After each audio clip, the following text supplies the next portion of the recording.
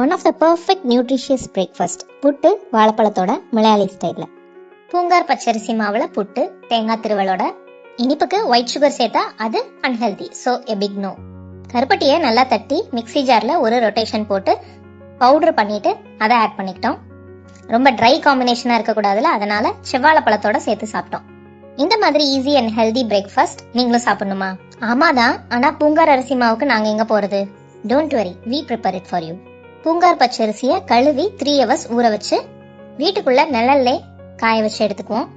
கம்ப்ளீட்டா ட்ரை ஆக விடாம கையில அரிசி எடுத்தோம்னா கொஞ்சம் ஈரப்பதம் இருக்கணும். அந்த ஸ்டேஜ்ல ரைஸ் மில்ல போய் அரைச்சிட்டு வந்த மாவு கொஞ்சம் ஈரப்பதத்தோட தான் இருக்கும். அதை நல்லா வறுத்த மாவுல குட்டி குட்டியா கட்டி சேர்ந்திருக்கும். அதை நீக்கிறதுக்காக ஜலிச்சு எடுத்துக்கிடுவோம். நல்லா நைஸ் மாவா இருந்தா தானே புட்டோ இடியாப்பமோ உங்களுக்கு நல்லா சாஃப்டா வரும். அதுக்காக நம்மளோட மேனுஃபேக்சரிங் ப்ராசஸ்ல எந்த இடத்துலயும் நம்ம பிளாஸ்டிக்ஸ் யூஸ் பண்றது இல்ல.